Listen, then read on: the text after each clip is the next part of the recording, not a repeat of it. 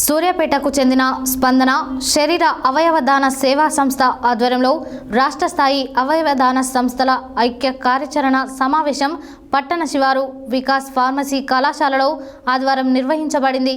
సంస్థ అధ్యక్షులు గుండా రమేష్ ఆధ్వర్యంలో నిర్వహించిన ఈ సదస్సులో రాష్ట్ర ఐక్యవేదిక కన్వీనర్ గంజి ఈశ్వర్లింగం ముఖ్య అతిథిగా పాల్గొని మాట్లాడారు.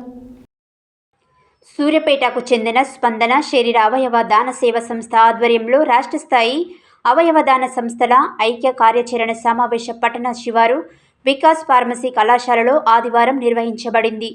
సంస్థ అధ్యక్షులు గుండా రమేష్ ఆధ్వర్యంలో నిర్వహించిన ఈ సదస్సులో రాష్ట్ర ఐక్యవేదిక కన్వీనర్ గంజి ఈశ్వర్ లింగ ముఖ్య అతిథిగా పాల్గొన్నారు.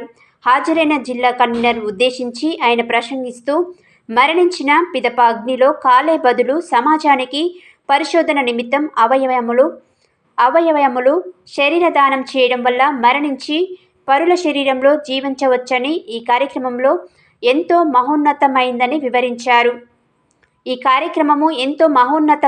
వివరించారు. సమాజంలో అందులో కాలేయ వ్యాధిగ్రస్తులు, డయాలసిస్ రోగులు, లక్షలాది మందికి బ్రెయిన్ డెడ్ వ్యక్తుల నుంచి కళ్ళు, కాలేయము, ఊపిరితిత్తులు, కిడ్నీలు సేకరించి మార్పిడి చేయడం ద్వారా 10 మందికి ప్రాణదానం చేసినటువంటి పరమార్థం కలుగుతుందని తెలిపారు.